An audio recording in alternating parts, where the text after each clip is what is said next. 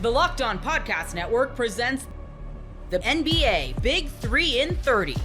The three biggest stories in the NBA from our local experts at the Locked On Podcast Network.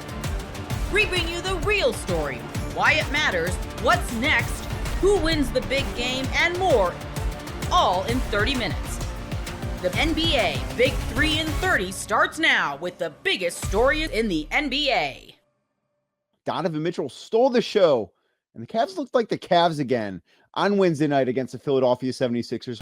You are Locked On Cavs, your daily Cleveland Cavaliers podcast. The Cleveland Cavaliers back in action on Wednesday night with a 132-121 win over the Philadelphia 76ers. And this game was very important because it was the game that I think truly does signify the start of the Cavs regular season. Yes, they've been playing basketball for 2 weeks already. They had played 7 games before this one, but Darius Garland made his season debut on Wednesday night. And that's why I think it's time to really mark this as the beginning of basketball season for the Cavs. It's not that nothing matters from those first 7 games, because that's not true. There are some good things that have happened. There are some bad things that have happened. But I think as a whole, it's been very unfair to judge what the Cavs have looked like without Darius Garland in the lineup. And Garland played on Wednesday for the first time, and he looked okay. Played 26 minutes, wasn't super efficient from the floor, scored 8 points, was 3 of 11 shooting, 2 of 7 from deep, had 4 assists, had 3 turnovers. Like, he looked like a guy who was making his season debut. He looked like a guy who was coming off of a 6-month rehab process off of a toe surgery. Those things are fine. That is, I think, what I expected out of Darius Garland. I don't think that we should be judging Darius based upon this one game, but I think the fact that he was back on the floor, the fact that I thought he moved around as well as he did, like, that was one of the things. Does Darius Garland look like, the guy that was an all-star last year? Does Darius Garland look like a guy that has the requisite burst in his step? I think those things were very clear that he did that. And yeah, the shooting wasn't there. I have enough trust in Darius Garland because I've seen Darius Garland be an elite level shooter in the NBA to think that there's no reason whatsoever to have any bit of concern based on one poor shooting game. But Darius Garland's return to the lineup, I think, affected the Cavs in a lot of different ways. Obviously, he started this game, and the first 6 or 7 minutes, I don't remember exactly at what point he checked out, but the Cavs looked like the Cavs at that point. Like, they got off to a fast start. They were leading the Sixers 17-4 at one point early on, and they looked like the team that won 64 games last year. They were great offensively. They were great defensively. I thought the ball movement in this game, and the tracking numbers as I record this very late on Wednesday night, are not yet available, so I can't dive into how many drives they had or how many passes were thrown. Maybe I'll touch upon that for Friday's show. But the ball was moving at a rate just to the naked eye that I hadn't seen at all throughout the year. And the Cavs have had some good moments in their first 7 games. Don't get me wrong. Like, certainly at times against Milwaukee, they looked very good. At times against Atlanta, they looked good. At times against Brooklyn, back in the first week of the season, they looked good. But they never looked like this, right? Like, I think the Cavs offense without Garland had gotten too stagnant. And that is to be expected. And to be fair to the Cavs here, it's not just that they were missing Darius Garland. They missed Sam Merrill for a few games. They had missed DeAndre Hunter for the first couple of games of the season. They had missed Jared Allen. Not that he's necessarily a ball mover, but he is a good screener. And that is something that I do think impacted the Cavs offensively. So it's not just that they had missed Garland. It's that they had not been whole even without Darius for most of this season. Like, they basically played a game and a half, the game against Milwaukee and then the first half against Detroit, with what they thought was going to be their starting lineup going to the season available to them. But Darius being back, and yes, Sam Merrill was back in this game and Jared Allen was back in this game. DeAndre Hunter did not play in this game because of an illness. But Darius being back, to me, put the Cavs back to where we think the Cavs should be. The ball was really moving around. They were able to create offensive advantages in ways that they weren't able to do so before. And Darius being back on the floor was about so much more than what does Darius look like? How does Darius play? It was about how the rest of that group could feed off of him. It was about the way that he could put his teammates in advantageous positions. And there are other guys on this roster that are capable of doing it. But I don't know that anyone else on this roster is capable of doing it in the same way that Darius Garland is capable of doing it for his teammates. And I think that's a really important thing. Kenny Atkinson earlier this week, both at practice on Tuesday, and then I asked him about this prior to the game on Wednesday. He talks about Darius Garland being an advantage creator, somebody that can blow by their defenders, somebody that can set their teammates up in the perfect spot. And Donovan Mitchell is capable of all of the things Darius Garland is capable of in that regard. But I think that Darius Garland, and I think Donovan, since he's gotten to Cleveland, has grown tremendously as a passer. But he's not the passer that Darius is. And then you look at somebody who is, I think, the passer Darius is, and maybe a different style, but certainly same caliber in Lonzo Ball. He's not the same advantage creator because I don't think he has the same burst. I don't think he has the same ability to finish at the rim. He's not the same offensive threat with the basketball in his hands to score that Darius Garland is. So I think that Darius has that special combination that even on a night where he's not scoring the basketball super efficiently, where he looked rusty as far as that went. And again, that's fine. He's still able to have such a big impact on how the Cavs look offensively that's why I come out of this game thinking, okay, it's not going to all be built tomorrow. Like the Cavs play again on Friday. Maybe they look great. Maybe they don't. They play again on Saturday after that. Maybe they look great. Maybe they don't. But I think that Wednesday night serves as a reminder, even without DeAndre Hunter, and Max Strus is still, I think, a ways away from making a return. I still think we're looking at 2 months probably before he's back on the floor.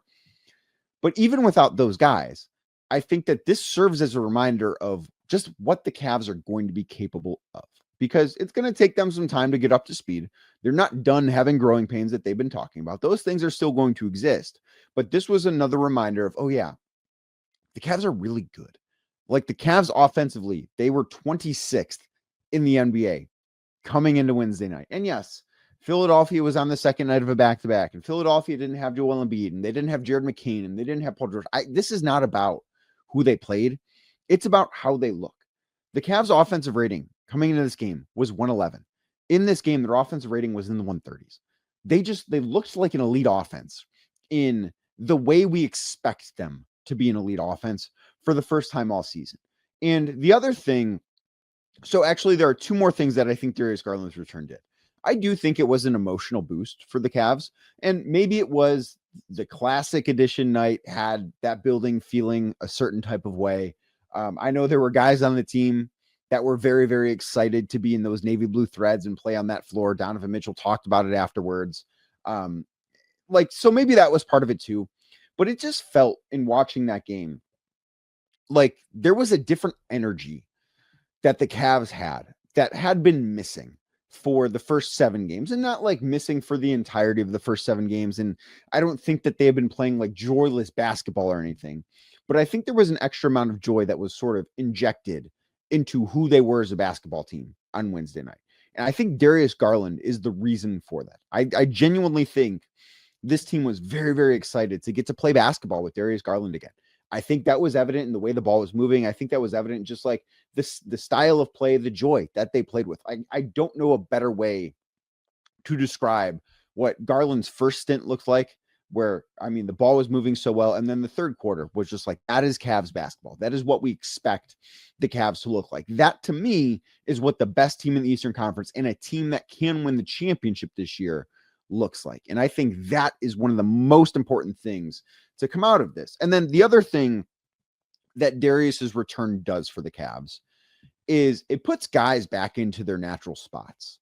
So Sam Merrill, who had a good game on Wednesday night, coming back from a hip contusion, he had 14 points. He hit a few threes. Like, he looks good because Sam Merrill so far has looked very good this season. And I don't think that is some surprise, but he played 26 minutes. Sam at times has been tasked with playing 30, 32 minutes, which is probably a little bit more than you would like to ask of Sam Merrill. The scoring burden on him has been a little bit bigger. Like, to date, Sam has probably been the 3rd or 4th best player for the Cavs this season before action started on Wednesday night, because it's Donovan and it's Evan and Jalen Tyson is up there and it's Sam. And like, those guys have been super important, but with so many other guys missing time this year, he has been thrust into a heavier load. This same thing can be said for a guy like Lonzo Ball, for a guy like Jalen Tyson. And those guys, I know Lonzo hasn't shot the basketball well yet, but he has done a lot of things really well. And he had 8 assists to 1 turnover in 22 minutes on Wednesday night. And you're going to take that from Lonzo Ball every single night of the week. But Darius being back just pushes everybody other than Donovan Mitchell sort of down the pecking order one spot. Maybe not Evan Mobley, although I do think that Darius's return and the ball movement that was a result of it directly made life easier for Evan Mobley. And that is a very, very important thing as we look at his development and what to expect out of him. I think Darius being back had a very positive impact on Evan Mobley's night. He had 23 points, was much better in the first half than the second half in this one. But overall, the guys that are supposed to be role players were still asked to be role players with Darius Garland out. But the roles were a little bit different. They were a little bit bigger. Now with Garland back and the Cavs just looking closer to full strength, again, because DeAndre Hunter didn't play in this game, the role players are in the roles that they're supposed to be. And it's not that they weren't being set up for success, because I don't think that to be true. But I think that the ask was a little bit outsized for some role players in the first 7 games. And I do think those guys played well, but it wasn't fair to expect them to be their best selves in an outsized role. Darius Garland shifts everything back to where it's supposed to be. And I think that is one of the best things that his presence just on the floor does, even on a night where he's not the most efficient, even on a night where he doesn't have his wind. And it's going to be a little bit, because for as much conditioning and work as you do, and folks behind the scenes have raved about what Darius Garland did to get back at this point. Like, they view this as a little bit of an early return for Darius from this surgery.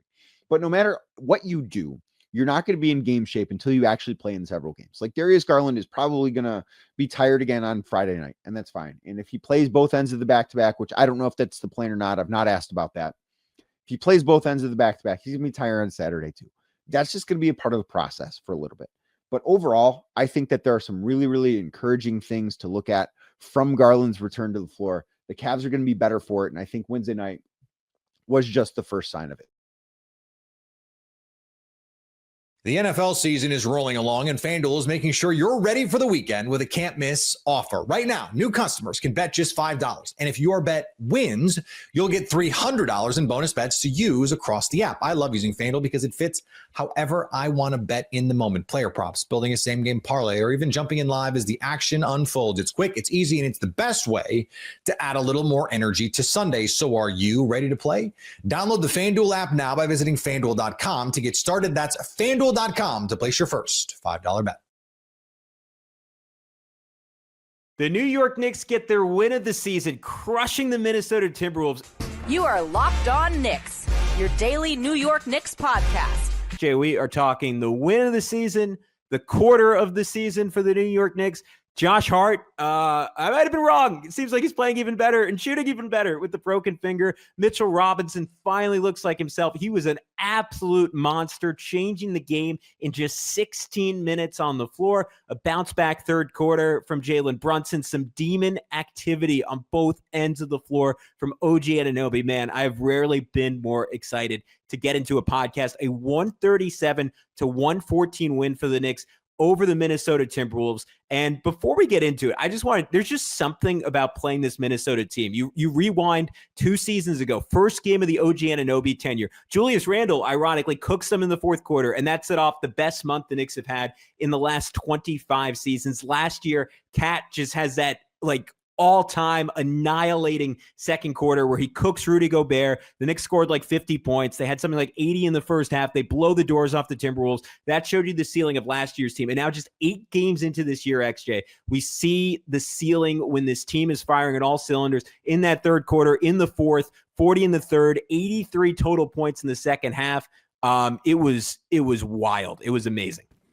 Absolutely amazing to see literally everyone on the team play really, really well. Literally see everything that everybody on the team brings as far as their strengths and their specific strengths that other guys don't bring nearly as well as they do. That's what maximization looks like. That's what optimization looks like, when every guy is doing things that they do particularly well, that they have a competitive advantage over every other player in the NBA, and they're doing those things, and those things are impacting the win in a positive way. That's what we mean. So now when I talk about optimization and maximization, I don't have to talk about it. I can just say, hey, go watch the third quarter of the Knicks versus Timberwolves game, and you'll see exactly what I mean. Really, really incredible. You laid it all out extremely well, as always. Jalen Brunson showed us what he does, scoring, leading this way, scoring in the third quarter. Also had some great passes. We also saw Mitchell Robinson with his defensive impact. And it's so weird with Mitchell Robinson how he could just not play, miss games, and come back and just be so impactful immediately. Like it's strange. Like, where's the ramp up period? Doesn't seem to be necessary for him sometimes. He had that one great play. I don't remember what quarter it was in where he blocked a shot, came back the other way, and then got a dunk. And it was just like, or it might have been the opposite, but I was just like, wow, okay, Mitch looks really, really good. We have the demon. OG Anunoby was a complete monster in the second half, showing us, and to me, the biggest thing that stood out about the OG Anunoby game was the offensive rebounding, and the rebounding overall for OG Anunoby has been out of this world this season, like unbelievable. Forget about the shot making. Forget about some people on Twitter saying he should take fewer 3-point shots. Take double, OG. Take twice as many 3-point shots. Don't listen to these people. Keep shooting the ball. Keep rebounding the ball. He played extremely well. The guy that should just be known as the plus-minus king, Miles McBride, was a killer. Every minute he plays on the court, the Knicks are winning those minutes. It's really incredible. And I can go on and on. The list goes on and on. Jordan Clarkson playing within himself. Again, you know, we had a recent episode talking about were we wrong on Jordan Clarkson. I really hope this new Jordan Clarkson is sustainable because he didn't have a major impact in this game, but he played well within himself. And I think every one of his minutes were really, really quality as well. So it's just super exciting. How could you not be excited if you're a Knicks fan? You saw the potential. You saw the potential on display. And to be honest, this is not even as good as it can get. It can get better than this, guys. That's the thing. It can get better than this. And this is what we envision when we look at this roster and we imagine the best case scenario for the roster. We imagine it looking like this on a decent night, on a regular night, on a good night. And on a great night, it can get better. So that's what I'm really excited about. But let's talk more about this game. And I want to hear what else you have to say about that third quarter and second half, Gavin. Yeah. I'll continue to stay broad because I think it's a point worth driving home. I mean, over the last couple of seasons, Leon Rose has, and the entire front office, frankly, have put together some exceptional rosters and some exceptional, like, modern rosters in terms of the versatility of how they can attack you. And under Tom Thibodeau, I know I told you, XJ, I wouldn't do this, but I'm going to mention his name. I'm going to take my shot. The Knicks just, like, were not maximized. Like, they didn't hit all the different marks in terms of, like, the versatility the roster presented.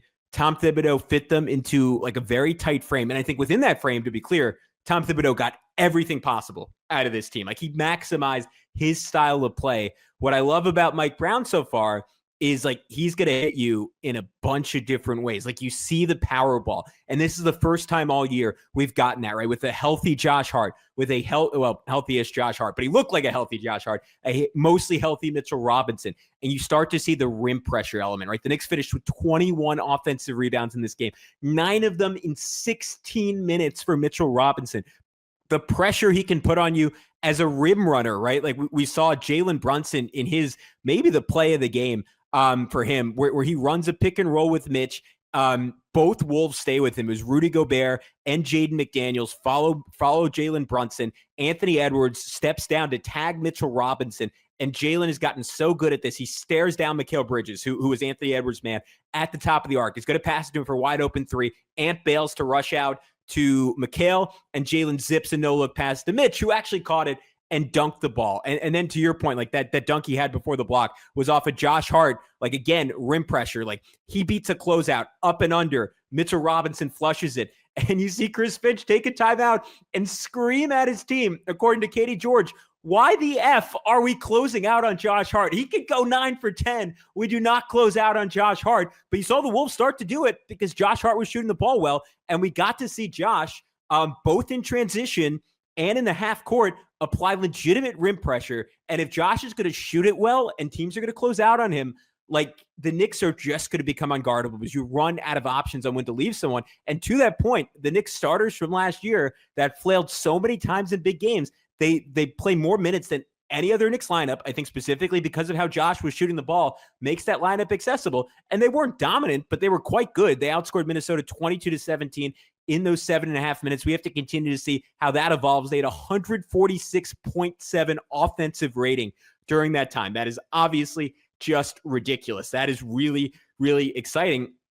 And they play with that physicality, but then you also see them lean into the 5 out. Like during the first half, we got a bunch of action with Karl Anthony Towns at the 5, and you saw Cat like thrive as that hub, top of the arc. Like he hit Jordan Clarkson on just a beauty of a pass. And him and Clarkson have developed really good chemistry in that 2-man game where Clarkson like darts in as if he's going to go for the dribble handoff. And you saw Minnesota from the get-go really, really overplaying the dribble handoff, better than other teams have defended it with more intensity. They tripped the Knicks up initially, and then they start countering. The next time, Clarkson just cuts off it. It also opened up this real conundrum for Minnesota where they had Naz Reid and Rudy Gobert in the game, if I'm remembering correctly. Maybe it was Julius and Rudy. But the point was the Knicks went small, and they had OG and Cat, and like basically 5 out, like with Cat in. Let me pull up the lineup. I have it right here. The lineup was Deuce, Clarkson, McHale, OG, Cat.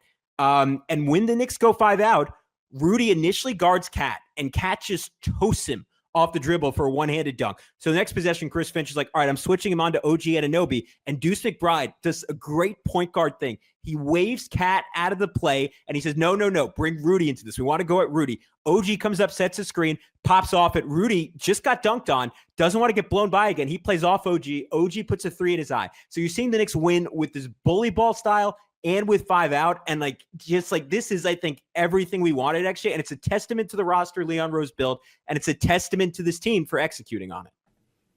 I love all your points, especially about the flexibility of the roster, the ability to be able to win in multiple ways and to dominate a team and to have alternatives to go to when a team tries to slow you down in a particular way. You can go to all different kinds of lineup constructions and other options. And the Knicks really showed that in this game. I just want to one quick add on to what you were saying. And you were talking about to me, I was hearing that the ceiling outcome is really what's important. And I believe that wholeheartedly. I think the ceiling outcome for a team, being able to play at the best possible version of what your team is capable of being, that is how you beat the best teams in the league. That is how you win an NBA championship. You're not going to beat these teams more times than not if you're not playing at your ceiling. You could forget about the floor. Floors don't win championships. Ceilings win championships. And the ceiling is a roof, as we all know. And so I just think it's so important to drill that home because, yeah, could the Knicks win playing in a particular style the way that they played last season? Of course they could. And so, yeah, you might look like you're taking a step back if you lose games early by trying to add all this stuff in. And from a Knicks fan perspective, it might be like, why are we trying to add all this stuff in? We were already really good. Like, what's the point of this? Yeah. And you're seeing the point of it. The point of it is that when you play this way and you have this ceiling outcome, you can actually pursue an NBA championship and beat the best teams in the league. Minnesota Timberwolves are a really, really good team. I don't think we saw really a healthy Anthony Edwards, but regardless, these are the best teams and these are the guys you're going to have to beat. And the only way to get there is by playing at your ceiling, not at your floor. Yeah, and they nailed it tonight. And it is like, I did not expect them to get here 8 games into the season. The fact that we're seeing flashes of this, and to your point, there's all I think this is the template for what it's going to look like, but there are all these like small margins where they could still improve both individually and collectively. Like the chemistry in terms of running this offense, in terms of getting to those hit aheads that Mike Brown loves, is only going to continue to get better. The NFL season is rolling along, and FanDuel is making sure you're ready for the weekend with a can't-miss offer. Right now, new customers can bet just $5. And if your bet wins, you'll get $300 in bonus bets to use across the app. I love using FanDuel because it fits however I want to bet in the moment. Player props, building a same-game parlay, or even jumping in live as the action unfolds. It's quick, it's easy, and it's the best way to add a little more energy to Sunday. So are you ready to play? Download the FanDuel app now by visiting FanDuel.com to get started. That's FanDuel.com to place your first $5 bet. The Lakers bully Victor Wembanyama and beat the Spurs 118-116. A big win. You are Locked On Lakers, your daily Los Angeles Lakers podcast. A choppy game, Andy, a long game, in part because of the 946 free throws that were shot between the two teams. JJ Redick said after the game, trying very hard not to get fined. It wasn't the game was officiated poorly. It wasn't bad. It wasn't good. It was just very different than what they were seemed to be used to. So it was over.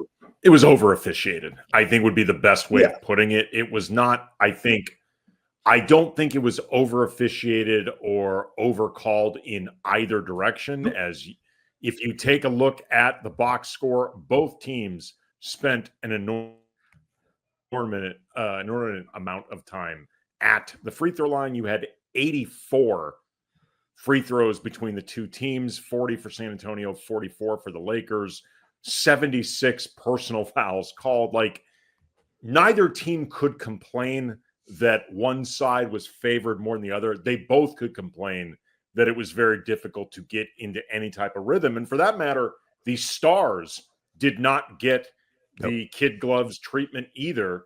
Luka Doncic was in foul trouble for a lot of this game, and Victor Wembanyama eventually fouled out. Yes, only the third time in his career that Wemby has fouled out in a game. And I actually think, to some degree, I think the physicality of this game, even with all the foul calls and whatever, still served the Lakers very well. And I will get to some of the individual performances in here. But I think, to me, what stuck out was the sort of commitment that they had defensively to being very physical with Victor Wembanyama. And Brian's internet is having some issues, so he's going to try to come back in, as you can see. But to Brian's point that he was setting up, I thought the Lakers did a very good job in this game, just bothering Victor Wembanyama, period. Whether you were talking about the different ways that they defended him, it was not a DeAndre Ayton v.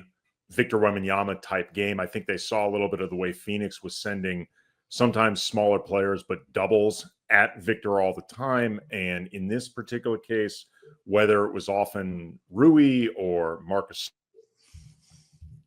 Smart or whoever, the Lakers were often just using some smaller but sturdy guys to initially bother Victor. Then they'd send a second guy over, and they were just making it very difficult for him to do anything after the initial catch. And also, too, and this was something that I thought made a big difference as the game went along. You could see in the first quarter, Victor's presence very much affected the Lakers' shot selection and some of what they were willing to do and not do. And as the game went along, they just started taking it to Wembanyama more. And I think that, as much as anything else, got to Wemby and started just getting him completely flustered and out of his comfort zone. Like, he had a few monster plays in this game, but he was outplayed very obviously by Luka Doncic, who had a 35-point near triple-double, even acknowledging the lack of shooting efficiency. But frankly, Wembanyama was outplayed by 3 or 4 other Lakers. He just was out of sorts this entire game. And I think that is based on how they played him. And what I like about this too is, like, you can't, a couple guys talked about this after the game, you can't guard him with length. Like, it is very challenging to try to out-length Wemby. It's not going to work.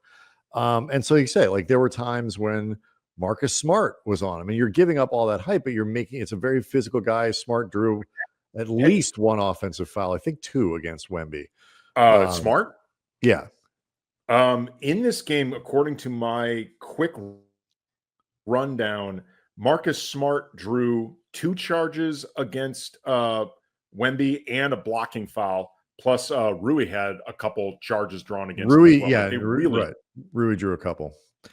It's like, but that kind of thing, like, just the constant pushing and nudging. Rui drew a foul late where defensively, Wemby went to the line, all that stuff.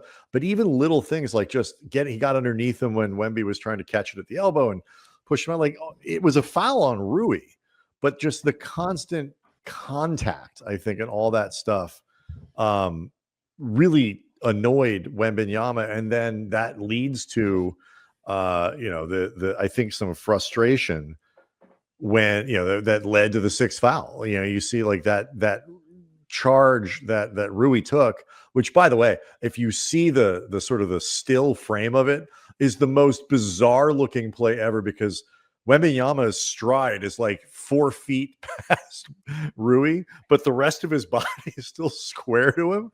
It's crazy to look at. I just find I was really impressed with how they did it, and then how every time Wembanyama went to the bench with that foul trouble issue, the Lakers went back inside. They were relentless in attacking the rim when Wemby wasn't there. I agree with you. They were more physical in the second half, less nervous about challenging him. Well, I think especially more because than anything, I loved how when he wasn't in the game, they really tried to punish the Spurs for that. Yeah, they did. I mean, to be honest, they were not as effective taking advantage of the moments when Wemby wasn't in the game as you would have liked. Like, particularly down the stretch of the third quarter, they really did not make good use of Wemby sitting at all. There was a really big moment, though, in terms of, I think, just the consequences, because it drew Wemby's third foul in the second quarter, and he had to sit for a while. But Marcus Smart drove into Wemby, drew that blocking foul. Wemby had to sit, but I think it really mattered on, like, from a psychological momentum, energy perspective for the Lakers, because it was on the heels of Wemby throwing down this monster dunk that he drove basically from the corner and went straight to the rim. Like everything you would want to see from Wemby, like on one possession, the handle, the force, the dexterity, the reminder that, holy bleep, this guy is like 7'5". We think he might be taller. Like, that could have been a serious, it's like, oh my God, this is the guy we have to stop moment for the Lakers. And I think Smart, I whether this was any part of the intentionality or not, Smart going right into Wemby, like on the heels of that, I think was really important, because, again, it drew his third foul and made him have to sit, but it also stopped any steamrolling, like anything that the Spurs could pick up from that just monstrous dunk. It all came to just a screeching halt. So a lot to sort of unpack in this game. We talk about the defensive effort against Wemby, and the rest of that Spurs team is a good team, and they're playing without Dylan Harper. Haven't played a game this year yet with De'Aaron Fox. So San Antonio, I know, has lost now 2 in a row after winning 5 straight to open the season.